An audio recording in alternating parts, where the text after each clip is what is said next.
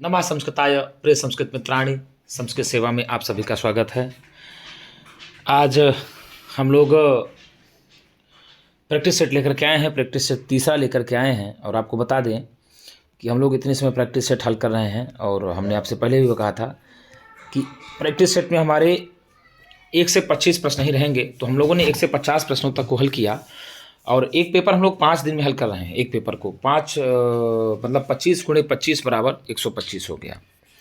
25 गुणे 5 बराबर 125 प्रश्न हमारे पूरे एक प्रैक्टिस सेट में रहेंगे। 5 प्रैक्टिस सेट में 125 प्रश्न रहेंगे। तो इन 5 प्रैक्टिस सेट में हम लोग व्याख्यात्मक हल लेकर के चल रहे हैं, जिसमें देखिए पहला प्रश्न आया, प्राप्तोदकः पदे समासः अस्ति। प्राप्तोदकः पद में समास है। अब आप बताइए प्राप्तोदकः पद में कौन सा समास होगा। खटाखट आप लोग उत्तर दीजिए और आप लोग कमेंट बॉक्स में उत्तर देते रहेंगे। इससे पता चलता चलेगा कि आप लोगों का कितना प्रश्न हो पाया है। तो क्या प्राप्तोदकः पदे में तत्पुरुष समास होगा, क्या केवल समासः, क्या केवल समास होगा, क्या द्वंद्व समास होगा, क्या बहुब्रीहि समास होगा। तो गुरुजी प्राप्तोदकः पद में बहुब्रीहि समास होगा। क्या हो जाएगा? बहुब्रीहि समास हो जाएगा। और प्राप्तोदकः पद का जो पदच्छेद होगा वहाँ लिखेंगे आप प्राप्तम उदकम येन सह। क्या भैया? प्राप्तम उदकम येन सह बराबर बन गया प्राप्तोदकः। क्या बना? प्राप्तोदकः बना। तो प्राप्तोदकः पद में बहुब्रीहि समास है। कौन सा समास है? बहुब्रीहि समास है। अब समास किसको कहते हैं? अगर आप लोग यह जानने की इच्छा करते हैं कि समास किसे कहा जाता है, तो आपको बता दें गुरुजी, समास जब 2 या 2 से अधिक शब्द एक साथ तोड़ दिए जाते हैं। क्या गुरुजी?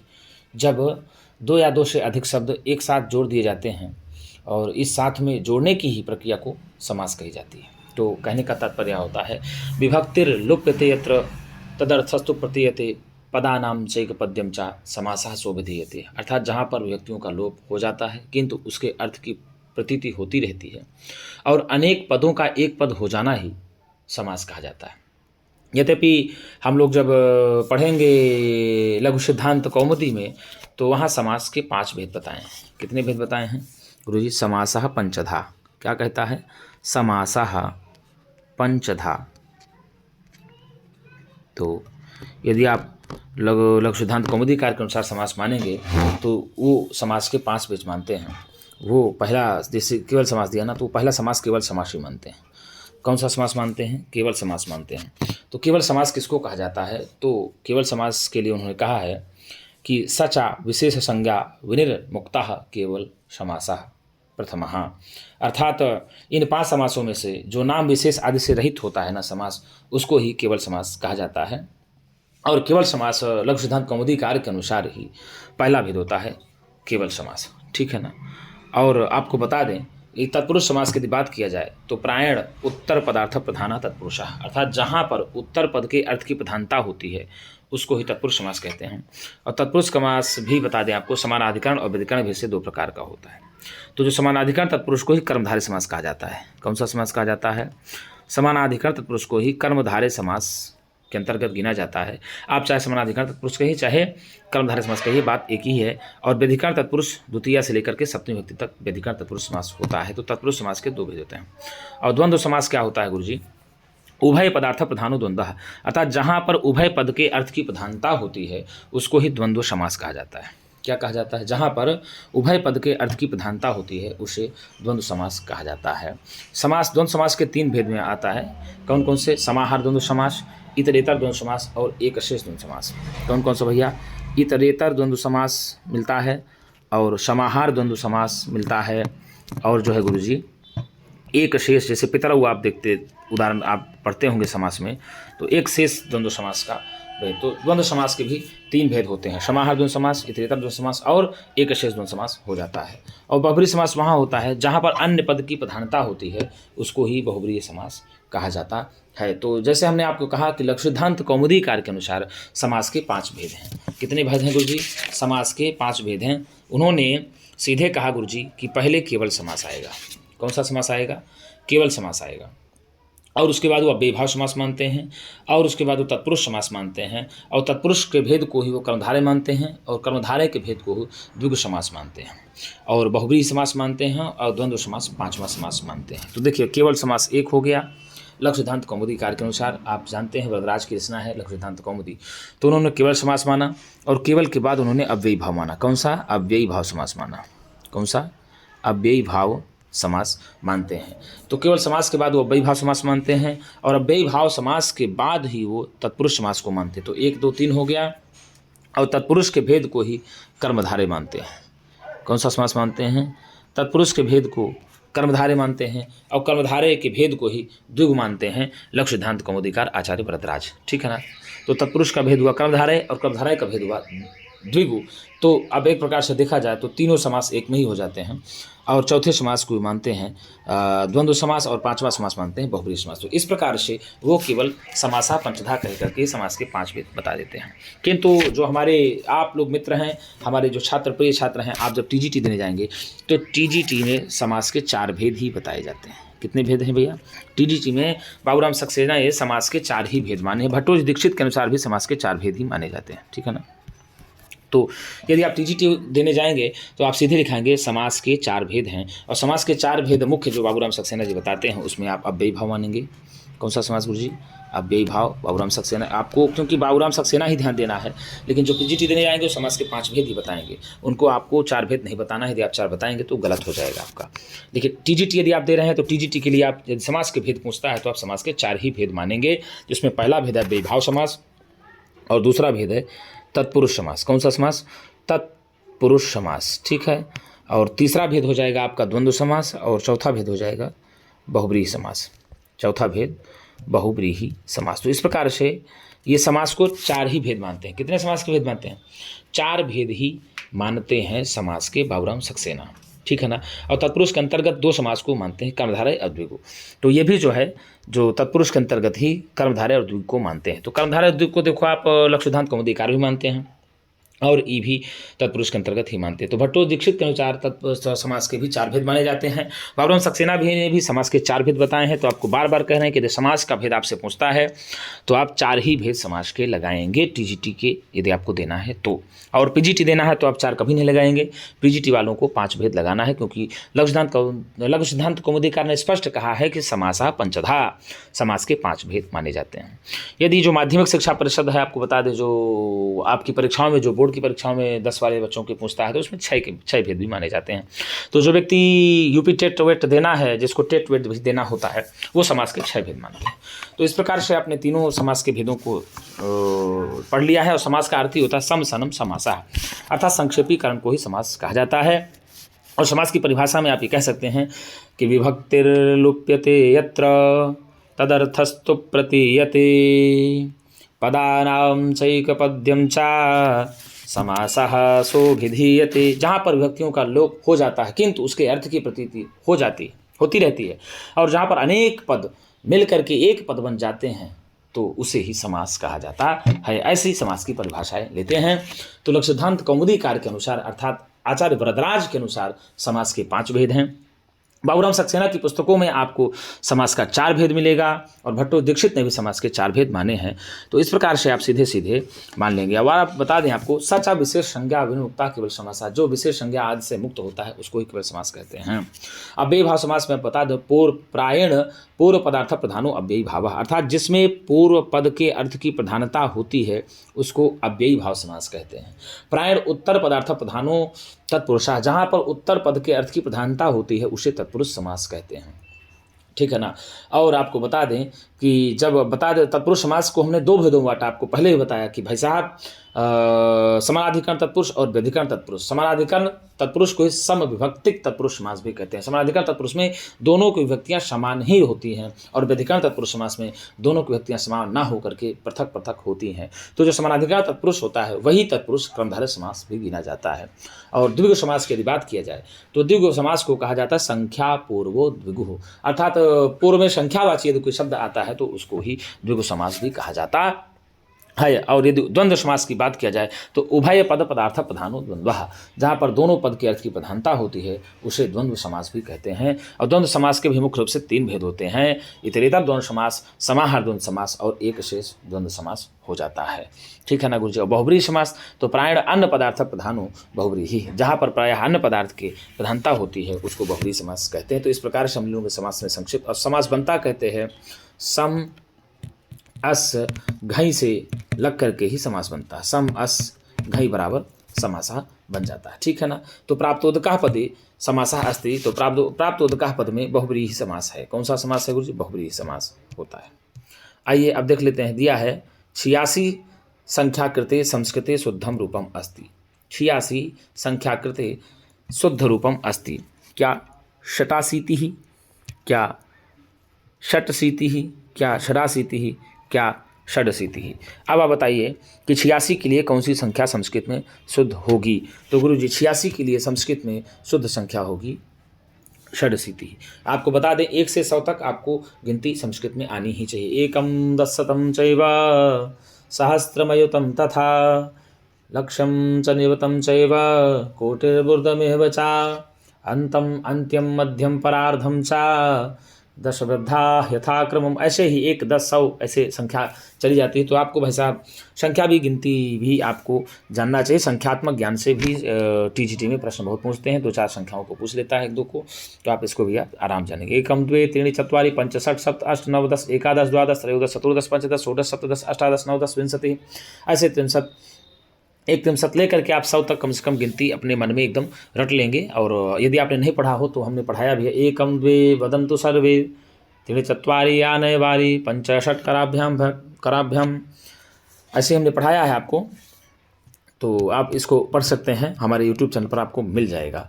अब देखिए दिया है कि लिख धन अनियर पदे शुद्ध रूपम भविष्यति।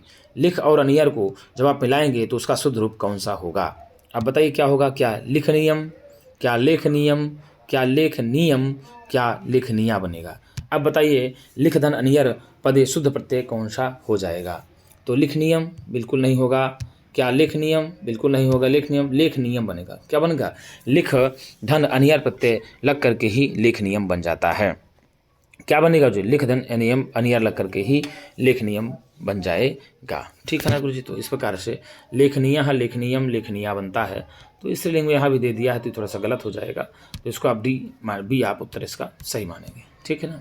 यहाँ लिख हो जाता, लिख कर देना चाहिए। तो लेखनीय पुल्लिंग, लेखनियम स्त्री नपुंसकलिंग और लेखनीय बन जाता है लेखनीय स्त्रीलिंग। ठीक है।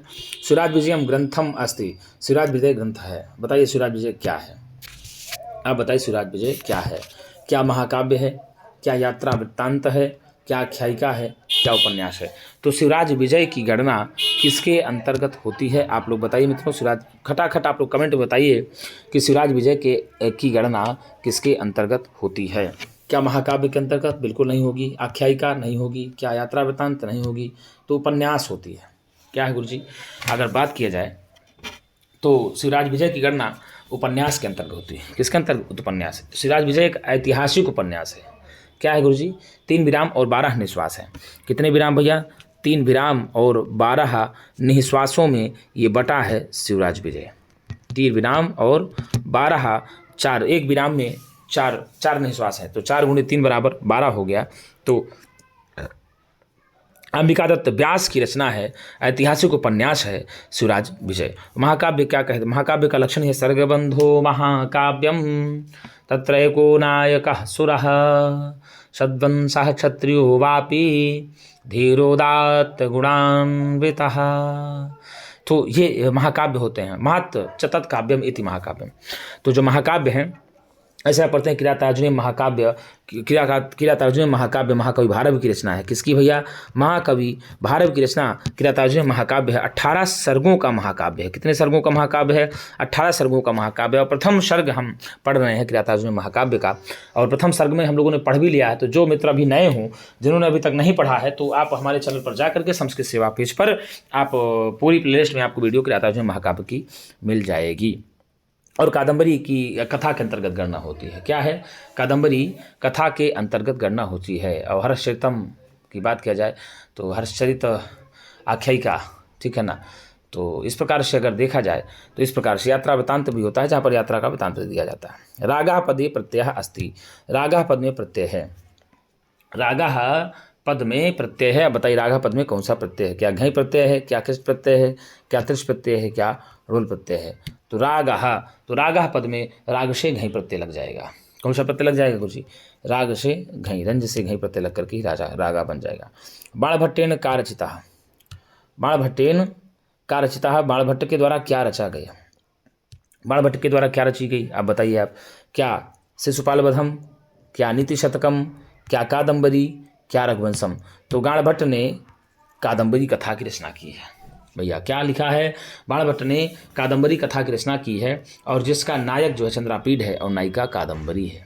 तो पूछ लेगा आपसे कि कादंबरी कथा का नायक कौन है? तो कादंबरी कथा का नायक चंद्रापीड है और नायिका कादंबरी है, और नायिका के आधार पर ही कादंबरी का नामकरण हुआ है। कादंबरी का अर्थ होता है प्रकार से देखा जाए तो मदिरा। क्या होता है गुरु? मदिरा। तो कादंबरी बाणभट्ट की रचना है, और कथा है। कैसी रचना है? कथा। इसके दो भाग है, पूर्व भाग और उत्तर भाग। पूर्व भाग, उत्तर भाग, जिसको पता, जिससे ये किंवदंतियाँ भी मिलती हैं कि बाणभट्ट ने पूर्व भाग ही लिख पाया था और इसके उत्तर भाग को नहीं लिख पाया होगा। तो बाणभट्ट के ही पुत्र हुए भूषण भट्ट, पुलिन भट्ट जिनका नाम है, इन्होंने ही कादंबरी के उत्तरार्ध भाग को लिखा था। तो ऐसा कहा भी जाता है कि बाणभट्ट ने कादंबरी को पूरा नहीं लिख पाया था। तो आपको बता दें, कादंबरी कथा है जिसका नायक चंद्रापीड है और नायिका कादंबरी खुद है। और शिशुपाल वधम आपको बता दें गुरु जी, शिशुपाल वधम महाकाव्य है। कौन सा काव्य है? शिशुपाल वधम महाकाव्य है, और महाकवि माघ के द्वारा रचा गया है। किसके द्वारा? इनके रचनाकार का नाम है महाकवि माघ, और ये 20 सर्गों का महाकाव्य है। कितने सर्गों का महाकाव्य है? 20 सर्गों का महाकाव्य है, महाकवि माघ के द्वारा रचा गया है, और शिशुपाल वधम इनकी रचना है। नीति शतकम की बात किया जाए तो नीति शतकम इतने से हम लोग पढ़ रहे हैं, और नीति शतकम के रचनाकार भर्तृहरि जी हैं। कौन है गुरु जी? नीति शतकम के रचनाकार भर्तृहरि जी हैं। और नीति शतकम में आपको बता दें कि 10 पद्धतियों की चर्चा आई है। यदि मंगलाचरण सहित मान लिया जाए तो 11 पद्धतियों की रचना वर्णन मिलता है नीति शतकम में। तो कुल मिला के नीति शतकम में 11 पद्धतियों का वर्णन किया गया है, और मंगलाचरण को हटा देते हैं तो आप 10 पद्धतियाँ नीति शतकम में मानेंगे। तो आपको बता दें कि नीति शतकम में पहली ही पद्धति है वंदना के बाद जो है, अर्चना के बाद जो है वंदना। नीति शतकम की बता देना कि नमः शांताय ते, जैसे तो नमस्कारात्मक मंगलाचरण होता है नीति शतकम में, और नमस्कारात्मक मंगलाचरण के पश्चात ही नीति शतकम में मूर्ख पद्धति से नीति शतक प्रारंभ हो जाता है। और नीति शतक एक मुक्तक, नीति शतक की गणना जो है मुक्तक काव्य के अंतर्गत आती है। किस काव्य के अंतर्गत भैया? नीति शतक की रचना, नीति शतक रचना जो है मुक्तक काव्य के अंतर्गत गणी जाती है। किसके अंतर्गत? मुक्तक। रघुवंश महाकाव्य की बात किया जाए तो महाकवि कालिदास की रचना है। किसके जी? महाकवि कालिदास। महाकवि कालिदास को ही उपमा सम्राट भी कहा जाता है। क्या कहा जाता है? उपमा सम्राट के नाम से महाकवि कालिदास को जाना जाता है। और महाकवि कालिदास की ख्याति रचना है रघुवंशम। रघुवंशम का मंगलाचरण ही है वागर्था विवशम प्रक्तौ वागर्थ प्रतिपत्तये जगतः पितरौ वंदे पार्वती परमेश्वरौ।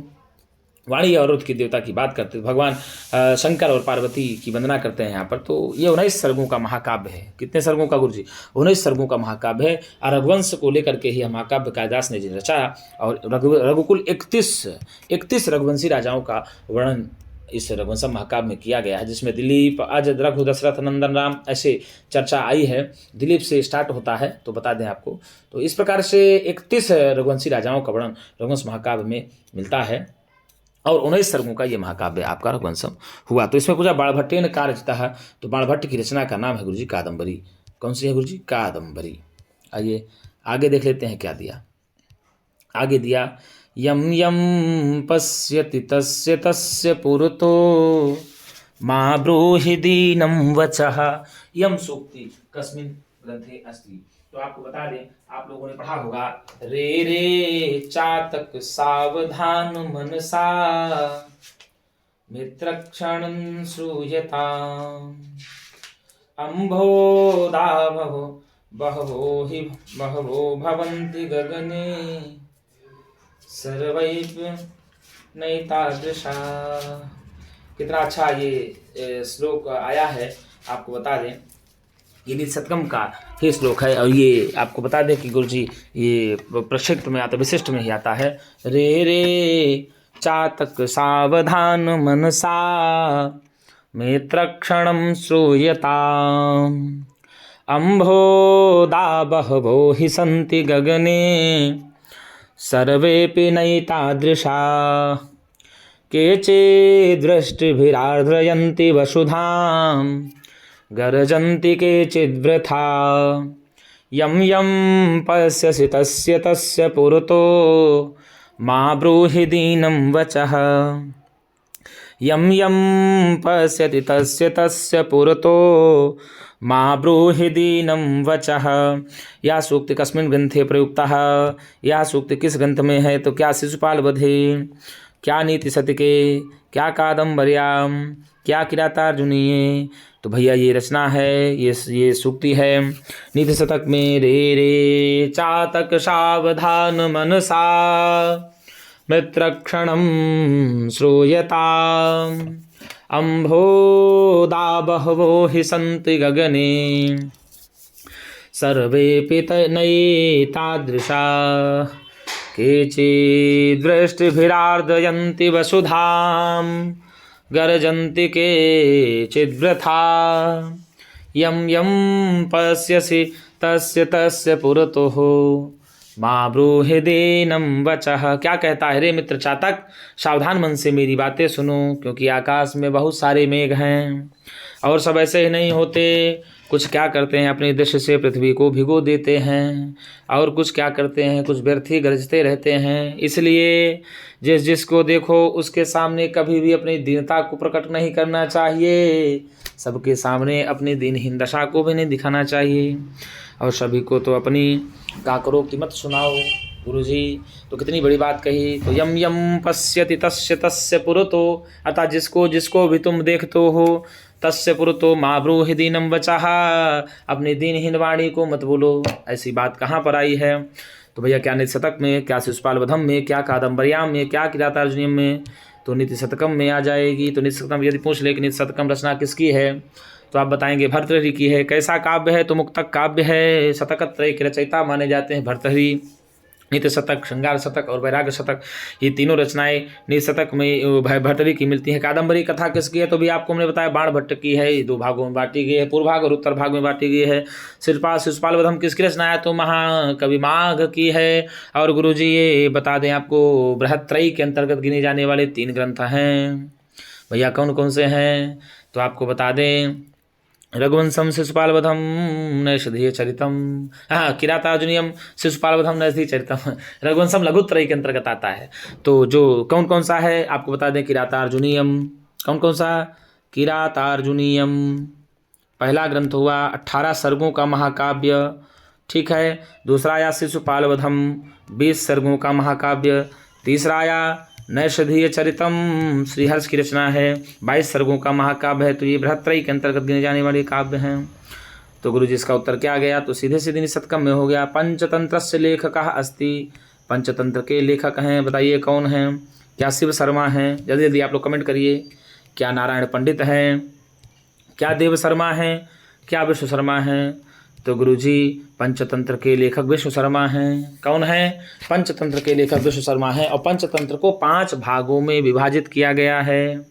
कितने भागों में विभाजित किया गया गुरुजी?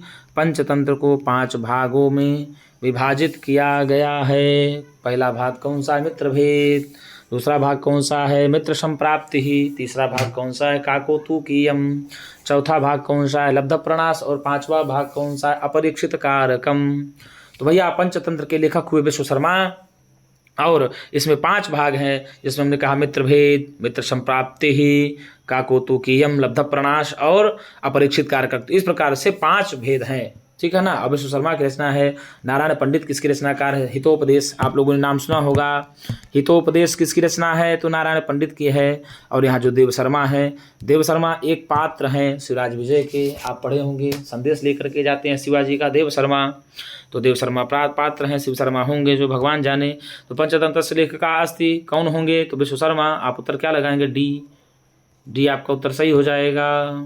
कौन सा गुरुजी? डी आपका उत्तर सही हो जाएगा। महाभारतस्य प्रधान अंगिरसः का अस्ति, महाभारत में प्रधान अंगिरस कौन सा है? अब बताइए आप। क्या वीर रस है? क्या शांत रस है? क्या भयानक रस है? क्या क्या करुण रस है क्या? खटाखट उत्तर दीजिए, महाभारत में कौन सा अंगिरस है? तो महाभारत में गुरुजी शांत रस की प्रधानता है। किस रस की प्रधानता है गुरुजी? महाभारत में शांत रस की प्रधानता है। अन्य सारे अंग हैं, रस जो हैं वो अंगी रस होते हैं।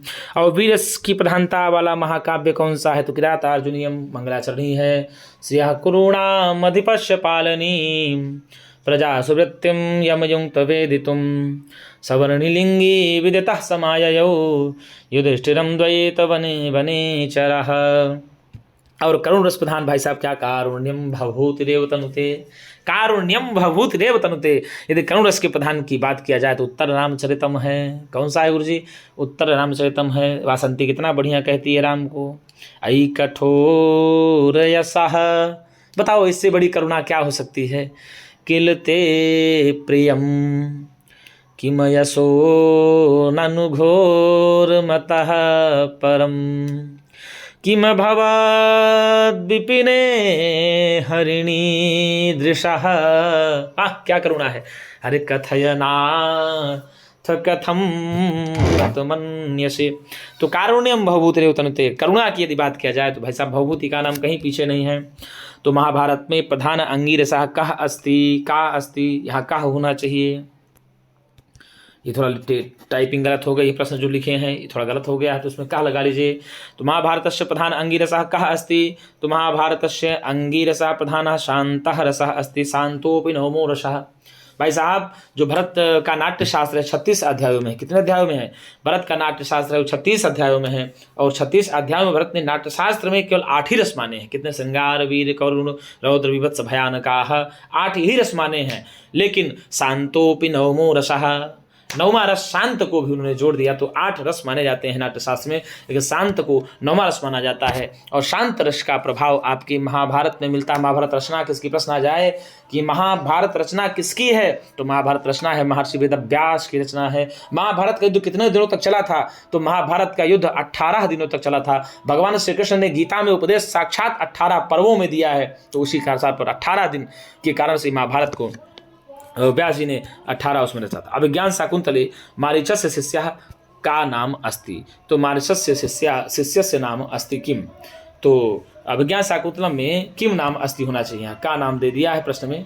तो अभिज्ञान शाकुंतले मारीचस्य शिष्यस्य होना चाहिए। क्या होगा? शिष्यस्य किम नाम अस्ति, किम नाम अस्ति। तो महाभारत अभिज्ञान शाकुंतलम में मारीच के शिष्य का क्या नाम है? अब बताइए। क्या सारंगरवः, क्या सारंगरव है? क्या गालवः, क्या गालव है? क्या सारद्वतः, क्या सारद्वत है? क्या गौतमः, क्या गौतम जी हैं? तो भैया अभिज्ञान शाकुंतलम में जो मारीच के शिष्य का नाम था वह नाम था गालव। गालव शिष्य थे मारीच के। और ये सारंगरव और सारद्वत है ना, ये सारंगरव और सारद्वत महर्षि कण्व के शिष्य थे। किसके थे? महर्षि कण्व के शिष्य थे सारंगरव और सारद्वत। और गौतम की बात किया जाए तो गौतम आपको मिलेंगे, गौतम ऋषि की चर्चा उत्तरामचरितम में आती है। तो इस प्रकार से देखा जाए तो गालव महर्षि मारीच के शिष्य रहे, सारंगरव और सारद्वत जो है ये महर्षि कण्व के शिष्य रहे। ठीक है ना?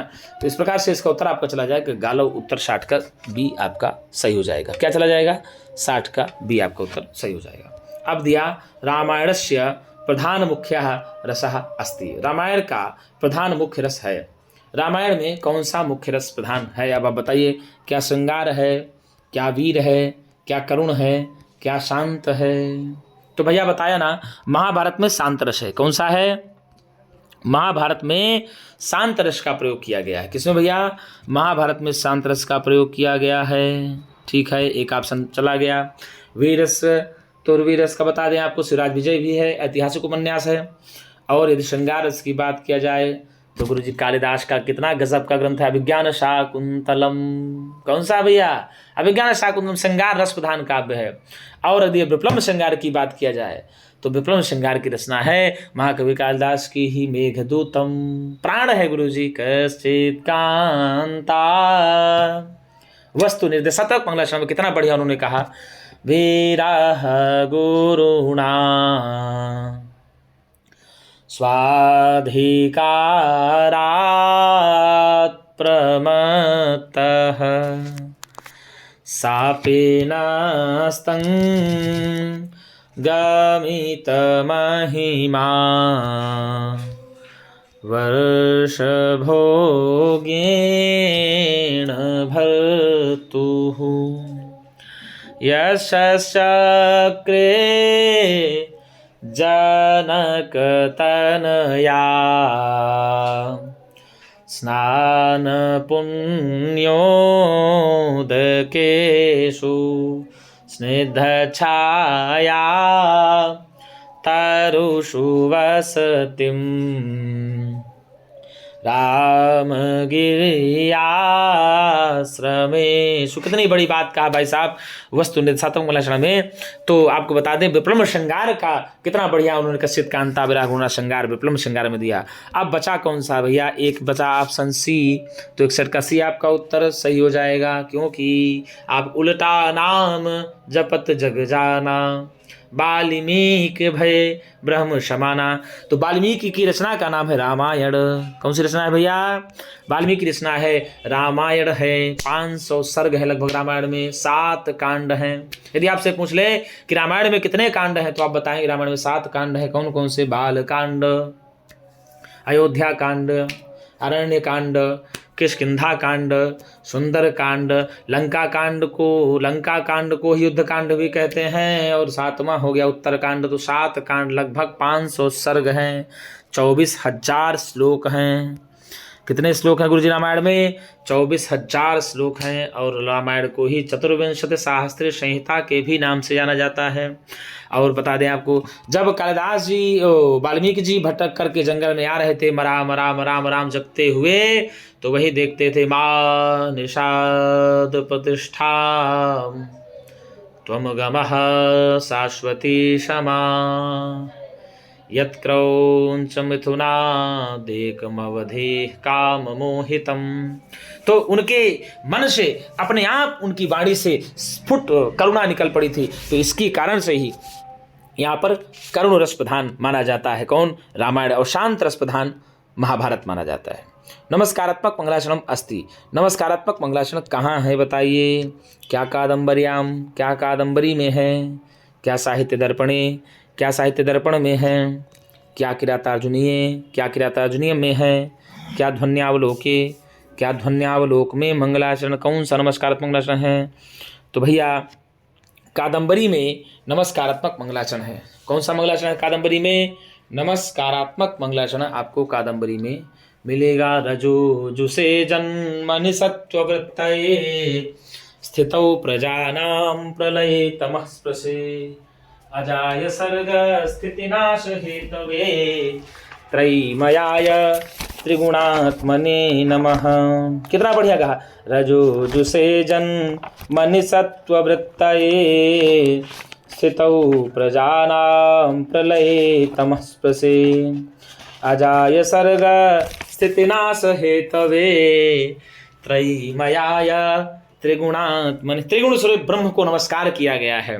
और क्या ताजनीय में वस्तु निसात्मक कुरुणाम अधिपश्य पालिनी प्रजा सुवृत्तिम यमयुंक्त वेदितुम सवर्णिलिंगे विदितः समाययौ युधिष्ठिरन्वैत वने वने चरः। अब बताइए, यहाँ तो जो है ऑप्शन ही आपका गलत हो गया गुरुजी। यहाँ भी जो है साहित्य दर्पण में भी नमस्कारात्मक मंगलाचरण है, तो भैया कादम्बरी में भी है, साहित्य दर्पण में भी है, तो दोनों जगह फंस गया। तो ऑप्शन यहाँ जाना चाहिए ए और बी, ए अथवा बी आना चाहिए ऑप्शन। तो ए और बी दोनों हो जाएगा। कौन सा हो जाएगा? ए एवं बी दोनों हो जाएगा, क्योंकि साहित्य दर्पण का भी क्या है मंगलाचरण?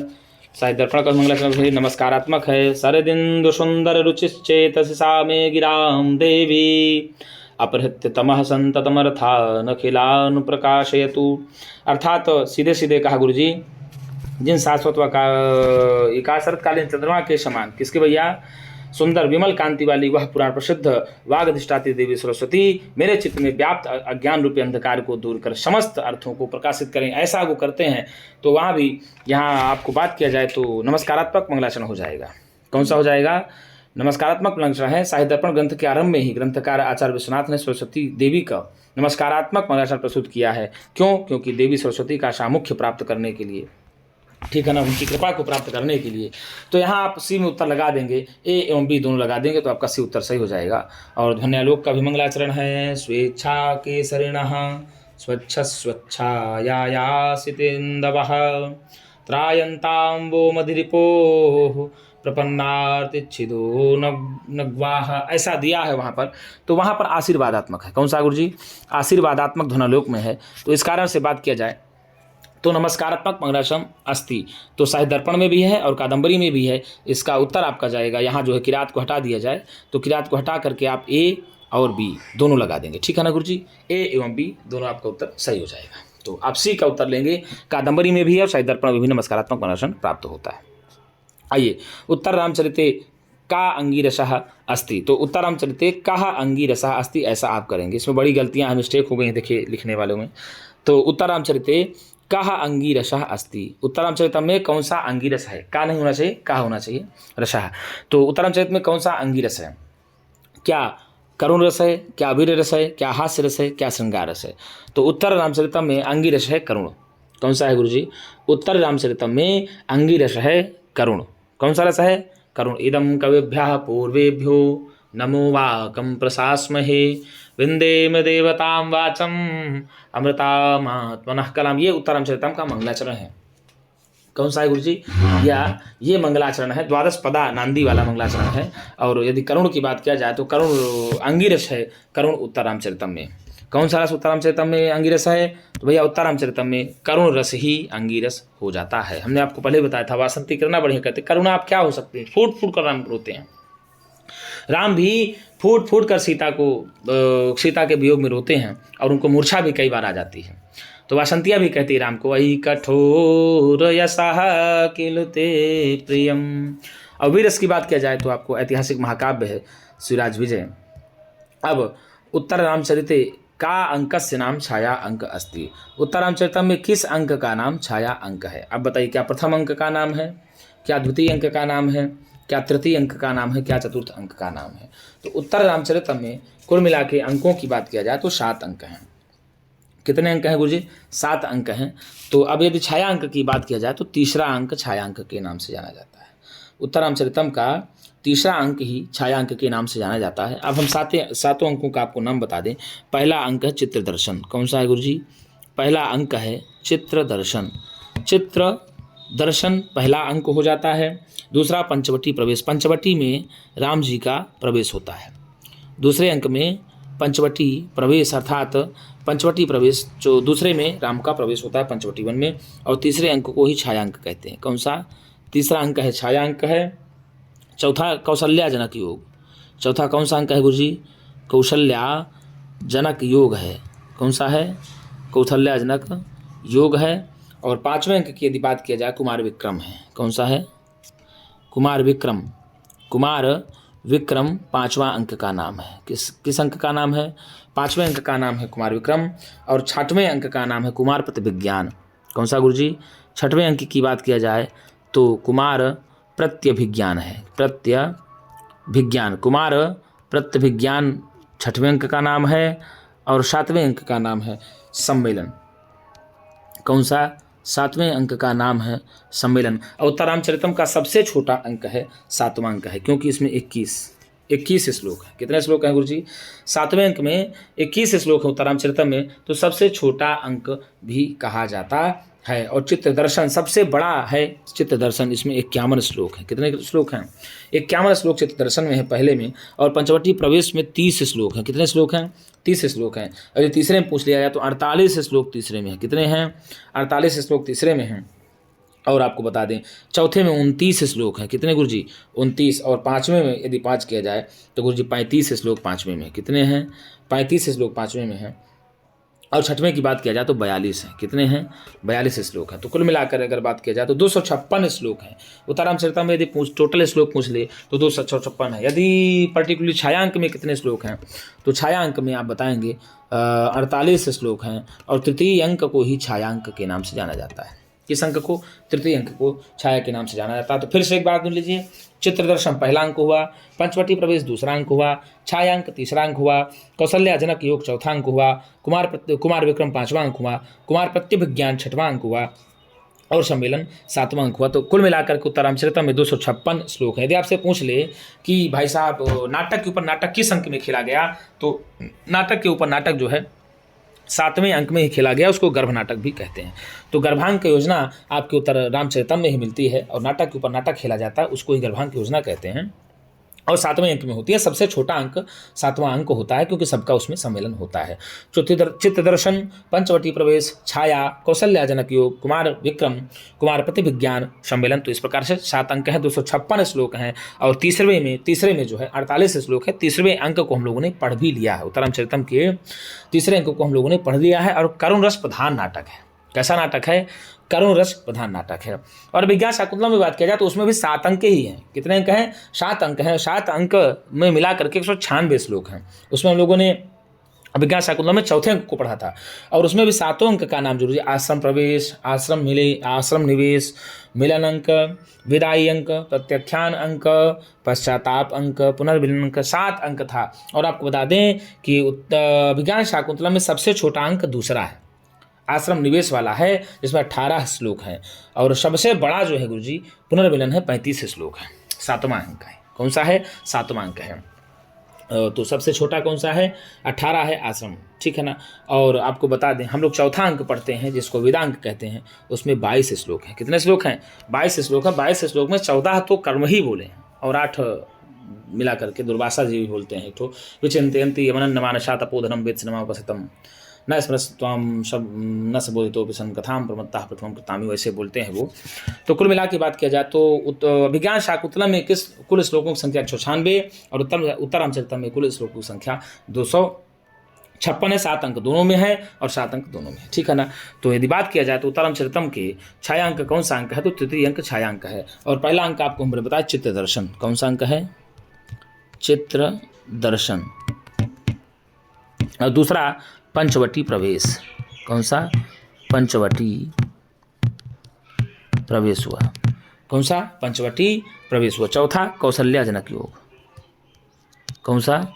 कौशल्या जनक योग हुआ, चौथा अंक। और तृतीय छाया। तृतीय कौन सा हुआ? छाया हो जाएगा, ठीक है ना गुरुजी। 5वां कुमार विक्रम और 6वें फिर कुमार प्रत्यभिज्ञान और 7वें में सम्मेलन। इस प्रकार से 7 अंक हो जाते हैं। 7 अंकों के नाम आपको बता दिया गया। आप लोग अच्छे से 1-2 बार वीडियो को दौड़ाकर देख लीजिएगा। द्वावेव पदस्य का संधि विच्छेदः भविष्यति? द्वाधन एव भविष्यति कि द्वेधन एव भविष्यति कि द्वौधन एव क्या द्विधन एव? तो द्वावेव में कौन सी संधि विच्छेद बनेगा? आप लोग खटाखट उत्तर बताइए कि द्वावेव में कौन सी संधि विच्छेद बनेगा। तो द्वौधन एव, द्वावेव बन गया, द्वौधन एव द्वावेव बन जाएगा। अव को आव आदेश हो जाता है अयादि संधि में, ठीक है ना। तो उत्तर आपका चला जाएगा द्वौधन एव द्वावेव बन जाएगा। आगे दिया स्वाधन ईरिणी विच्छेदा अस्ति। स्वाधन ईरिणी का विच्छेद होगा, ठीक है ना। स्वाधन ईरिणी का पद होना चाहिए, पदः अस्ति। स्वाधन ईरिणी का पद होगा। अब बताइए स्वाधन ईरिणी का पद होगा क्या? स्वैरिणी, क्या स्वैरिणी, क्या स्वीरिणी, क्या स्वारिणी? तो भैया स्वाधन ईरिणी स्वैरिणी बन जाएगा। कौन सा बन जाएगा? स्वैरिणी बन जाएगा। तो उत्तर आपको बी, उत्तर आपका सही हो जाएगा। क्या होगा? बी। वनेचरः पदे समासा अस्ति। वनेचर पद में कौन सा समास होता है? क्या बेभाव समास होगा? क्या आलोक समास होगा? क्या तत्पुरुष समास होगा? क्या कर्मधारय समास होगा? तो वनेचरः पद में यदि आपसे पूछ ले कि कौन सा समास होगा तो वनेचरति इति वनेचरः हो जाएगा। तो यहाँ आलुक तत्पुरुष समास हो जाएगा। कौन सा गुरुजी? आलुक तत्पुरुष समास हो जाएगा। वनेचरति इति वनेचरः हो जाएगा। और कर्मधारय तो समानाधिकरण तत्पुरुष को ही कर्मधारय भी कहते हैं, ठीक है। यहाँ आलुक दिया है इसलिए तत्पुरुष नहीं माना जाएगा। तत्पुरुष का ही भेद आलुक है तो आलुक समास हो जाएगा, ठीक है ना। वनेचरः में हो जाएगा। आगे देखते हैं कौन सा होगा। आगे प्रश्न दिया किरातार्जुनीयम महाकाव्यस्य स्रोतः अस्ति। किरातार्जुनीयम महाकाव्य का स्रोत है। किरातार्जुनीयम महाकाव्य का स्रोत है। अब बताइए कौन सा है? पंचतंत्र, क्या पंचतंत्र, क्या भागवत पुराण, क्या भागवत पुराण, क्या शिव पुराण, क्या रामायण? तो भैया किरातार्जुनीयम क्या होगा बताइए। शिव किरातार्जुनीयम किसका है? 58 में जो आपको उत्तर क्या लगा, किरातार्जुनीय महाकाव्य किसका मूल स्रोत है आप बताइए। तो शिव पुराण का मूल स्रोत है। मूल स्रोत किसका है? शिव पुराण का। यदि महाभारत के वन पर्व से लिया गया है, किरातार्जुनीय महाकाव्य का मुख्य स्रोत कौन सा है? तो जो मुख्य स्रोत की बात की जाए तो शिव पुराण से भी कथा इसकी मिलती है। यदि अगर पूछा जाए कहाँ से लिया गया तो महाभारत के वन पर्व से लिया गया है, ठीक है ना। और भागवत पुराण में 12 स्कंद हैं। कितने भैया? 12 स्कंद हैं। और पंचतंत्र अभी आपने पढ़ा, विश्वकर्मा की रचना है। और रामायण रचना महाकवि वाल्मीकि की है, और जो कि करुण रस प्रधान है। तो यदि आपसे पूछता है किरातार्जुनीय महाकाव्य से श्रोता अस्ति शिव पुराण, यहाँ दे महाभारत दे देता, ठीक है, महाभारत दे देता तो आपका उत्तर सही हो जाता। महाभारत का वन पर्व है, महाभारत का वन पर्व नहीं दिया, शिव पुराण दे दिया, तो शिव पुराण में भी कथा मिलती है, तो आप उत्तर लगाएंगे डी, उत्तर आपका सही हो जाएगा। शिव पुराण भी माना जाता है। हरे इत्यस्मिन् कस्मिन् सूत्रेण संधि कार्यम भवति। हरे इस पद में किस सूत्र से संधि कार्य होती है? इको एणचि, क्या एचो यवायावः, क्या लोपः शाकल्यस्य, क्या ङीच। तो अब बताइए आपको किससे यहाँ पर हरे में संधि होगी, बताइए। तो हरिधन गे बनता है, हरिधन गे बन जाता है। तो अब आप इसमें बताइए उत्तर कौन सा हो जाएगा। तो एचो यवायावः से अयादेश संधि हो जाएगा, अय आदेश हो जाता है, ठीक है ना। क्या हो जाता है? यहाँ अय आदेश होकर के हरे बन जाता है। आलोक तत्पुरुष से उदाहरण अस्ति। आलोक तत्पुरुष समास का उदाहरण है। अब बताइए आलोक तत्पुरुष समास का उदाहरण कौन सा होगा गुरुजी? क्या परस्मैपदी, क्या प्राप्तोदकम, क्या वनेचर, क्या ए अथवा सी उभौ। तो परस्मई पद और वनेचर ये दोनों हो जाएगा, इसलिए ए तथा सी दोनों उत्तर आपका सही हो जाएगा। क्या हो जाएगा? आलोक तत्पुरुष समास का उदाहरण आपका डी उत्तर सही हो जाएगा। परस्मई पदी भी होता है और वनेचर भी होता है। तो वनेचरत इति वनेचरः, क्या है? वनेचरत इति वनेचरः और परस्मैपदी, आत्मनेपदी, परस्मैपदी, वनेचरः, ये सारे उदाहरण जो है आपके वो चले जाएगा। अब प्राप्तोदकम में तो प्राप्तम उदकम ये निशाह बन जाएगा प्राप्तोदकः। तो आपको बता दें तो यहाँ आपको सीधे सीधे चलाएगा वो अभ्री समास में। तो यहाँ तो उभौ ए अथवा सी दोनों उत्तर हो जाएगा, ठीक है। अब आह अतिथि परिभाविन अस्य वक्ता कोस्ति। आह अतिथि परिभाविन अस्य वक्ता कोस्ति। अरे अतिथि का तिरस्कार करने वाली इसका वक्ता कौन है? क्या राजा दुष्यंत है? क्या राजा दुष्यंत हैं? क्या मारीचः? क्या मारीच हैं? क्या कण्वः? क्या कण्व हैं? क्या महर्षि दुर्वासा? क्या महर्षि दुर्वासा हैं? तो भैया आह अतिथि परिभाविनी इसके वक्ता जो हैं महर्षि दुर्वासा जी। कौन है गुरुजी? इसके वक्ता जो है महर्षि दुर्वासा हैं। ये चतुर्थ अंक में आते हैं दुर्वासा जी। किस अंक में आते हैं? चतुर्थ अंक में आते हैं दुर्वासा जी। और दुर्वासा जी चतुर्थ अंक में आकर के ही सीधे सीधे जो है शकुंतला उनके चिंतन में बैठी होती है, दुष्यंत के चिंतन में शकुंतला बैठी होती है और वो आ ही जाते हैं। और आने के बाद पहला श्लोक यहीं से प्रारंभ होता है। दुर्वासा जी बोलते हैं नेपथ्य से, आह अतिथि परिष्कारिणी, अतिथि परिभाविनी, आह अरे अतिथि का तिरस्कार करने वाली। विचिन्तयन्ते यमुनन्यमानुषा तपोधनं वेत्सि न मामुपस्थितं स्मृष्यति त्वां न सबोधितोऽपि सन् कथां प्रमत्ताः प्रथमं कृतामि। वो कहते हैं आह अतिथि का तिरस्कार करने वाली, तुम जिसको अनन्य मन से सोच रहे हो, तुम जिसका चिंतन कर रहे हो अनन्य मन से, और मुझ आए हुए तपस्वी के उपस्थित होने पर मेरी ओर ध्यान नहीं दे रही हो, जाओ मैं तुमको श्राप देता हूँ कि तुम जिसको याद कर रही हो वह तुम्हें याद दिलाने पर भी याद नहीं आएगा। और ऐसा कह कर उल्टे पाँव चले जाते हैं। तभी प्रियंवदा सुनती हाधिक हाधिक अप्रियम समृतम, अरे धिक्कार है, बड़ा ही गलत हो गया, बड़ा ही गलत हो गया। अनुसुईया ने दुर्वासा के प्रति ये क्या कर दिया, और दुर्वासा ने अनुसुईया को जो है श्राप दे दिया और श्राप दे करके उल्टे पांव भागे चले जा रहे हैं। तो इस कारण से यहाँ पर दुर्वासा की बात आती है। और कण्व जी जो है शकुंतला के पालक पिता होते हैं। कण्व जी क्या होते हैं? शकुंतला के पालक पिता होते हैं। महर्षि मारीची आश्रम में शकुंतला पढ़ी बड़ी होती है। और राजा दुष्यंत जो है मारीची आश्रम में शकुंतला को जब क्या करते हैं, राजा दुष्यंत पहचानने से इनकार कर देते हैं। तो मारीची आश्रम में जा कर के ही अपने पुत्र को भरत को जन्म देती हैं। और राजा दुष्यंत विज्ञान शाकुंतलम के नाटक हैं। विज्ञान शाकुंतलम नाटक में 7 अंक हैं, 196 श्लोक हैं। आश्रम प्रवेश, आश्रम निवेश, मिलन अंक, विदाई अंक आप पढ़ेंगे इस प्रकार से पूरा आपको मिलेगा। तो 7 अंक हैं। कितने अंक अभी आपको पूरा बता दिया, 196 श्लोक है। राजा दुष्यंत जो है विज्ञान शकुंतला नाटक के नायक हैं, अधुरोदात्त कोटि के नायक हैं, और शकुंतला नायिका है, मुग्धा कोटि की नायिका है। किम प्रभु पदे समासः अस्ति, किम प्रभु पदे समासः अस्ति, किम प्रभु इस पद में कौन सा समास हो जाएगा? अब बताइए, तत्पुरुष समास हो जाएगा, कर्मधारय समास हो जाएगा, बहुब्रीहि समास हो जाएगा, अव्ययीभाव समास हो जाएगा। तो किम प्रभु पद में कौन सा समास हो जाएगा? तो किम प्रभु पद में अव्ययीभाव समास हो जाएगा। कौन सा? किम प्रभु पद में अव्ययीभाव समास हो जाएगा। तो 72 का आपको उत्तर लगा देंगे गुरुजी बी। क्या लगाएंगे? किम प्रभु पदे समासः वर्तते। तो आप सीधे और सीधे लगाएंगे, बी उत्तर लगाएंगे। क्या लगाएंगे गुरुजी? बी लगाएंगे। आप पढ़ेंगे किरातार्जुनी। कौन सा? किरातार्जुनी। तो यदि जो स्वामी है विनेचर की बात ना सुने और विनेचर की बात को स्वामी न सुने तो वहीं कहा गया है गुरुजी, ठीक है ना। तो इस प्रकार से यदि आप सभी पढ़ेंगे तो वहाँ पर आप आराम से देख लेंगे, ठीक है ना। क्या करेंगे? वहीं आपको मिल जाएगा। ये किरातार्जुनी में आया, कहाँ हुआ है? किरातार्जुनी में आया हुआ है। कहाँ पर आया है? किरातार्जुनीयम में आया हुआ है, ठीक है ना। तो किम प्रभु में समास कौन सा होगा? तो किम प्रभु में आपका समास हो जाएगा अव्ययीभाव समास। कौन सा? अव्ययीभाव समास हो जाएगा, ठीक है। अब आगे देखते हैं। किरातार्जुनीय प्रत्यय अस्ति, किरातार्जुनीय में प्रत्यय है, किरातार्जुनीय में प्रत्यय। किरातार्जुनीय में कौन सा प्रत्यय है? क्या ईय, क्या अण, क्या छा, क्या घई? तो किरातार्जुनीय में गुरुजी छा प्रत्यय है। कौन सा है? किरातार्जुनीय प्रत्यय। किरातार्जुनीय में छा प्रत्यय। कौन सा प्रत्यय है? छा प्रत्यय होगा। आ ये ने नी है, यह फट गच्छाम, तो ये आदेश हो जाता है, ठीक है ना। लेकिन प्रत्यय की बात किया जाए तो किरातार्जुनीय में छा प्रत्यय हो जाएगा। तो किरातश्च अर्जुनश्च से छा प्रत्यय लग करके किरातार्जुनीय, ठीक है ना। ग्रंथवाचक शब्द में ही नपुंसक लेंगे, किरातार्जुनीय में छा प्रत्यय लग जाता है। कौन सा गुरुजी? किरातार्जुनीय में कौन सा प्रत्यय लगेगा? तो आप बताएंगे किरातार्जुनीय में छा प्रत्यय लग जाता है। कौन सा प्रत्यय लगेगा?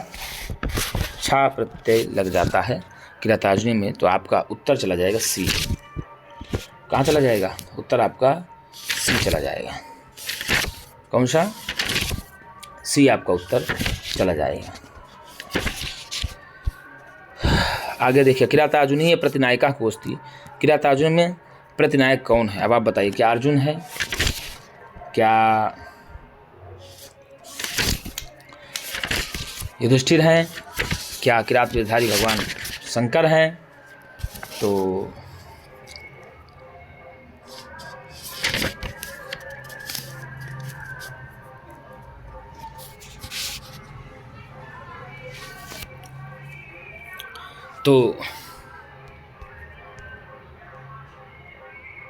हाँ, किम प्रभु पदे समासा अस्ति हम लोगों ने पढ़ा। तो किम प्रभु पदे समास में बेभाव समास हो जाता है। कौन सा? यहाँ बेभाव समास दिया है, गलत समास है। यहाँ ये गलत समास है। उत्तर ये नहीं होगा, उत्तर आपका बी होगा। ये उत्तर कौन सा समास होगा? बी हो जाएगा। कौन सा? बी आपका उत्तर सही हो जाएगा। कर्मधारय समास। कौन सा समास? कर्मधारय समास। मेरे मुख से निकल गया था अव्ययीभाव समास, तो इसीलिए मैं थोड़ा सा चिंता में हो गया था कि कहीं गलत तो नहीं हो गया। तो कुत्सिता शखा क्या बन जाएगा? कुत्सिता प्रभु किम प्रभु, कुत्सिता प्रभु किम प्रभु बन जाएगा। कौन सा? कुत्सिता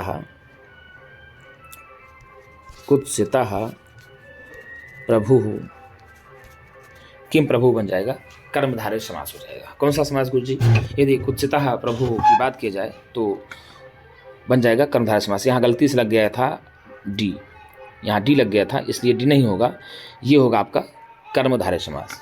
तो कुत्सिता प्रभु किम प्रभु बन जाएगा, ठीक है ना। तो यहाँ पर उत्तर आपका चला जाएगा बी। कौन सा उत्तर चला जाएगा? बी आपका उत्तर सही चला जाएगा। किरातार्जुनीय प्रत्ययास्ति, तो किरातार्जुन में छा प्रत्यय हो जाएगा। कौन सा प्रत्यय गुरुजी? किरातार्जुनीय में छा प्रत्यय हो जाएगा। किरातार्जुनीय प्रतिनायिका कोस्ती, किरातार्जुनीय में कौन सा प्रतिनायक है? तो क्या अर्जुन है, क्या युधिष्ठिर है, क्या नकुल है, क्या किरात वेशधारी भगवान शंकर है? तो भैया किरातार्जुन में जो प्रतिनायक है ना, वह किरात वेशधारी भगवान शंकर है। कौन है? किरात वेशधारी भगवान शिव हैं। अर्जुन जो है नायक है। अर्जुन कौन है? नायक हैं। और नायिका है जो है द्रौपदी। नायिका कौन है? द्रौपदी हैं।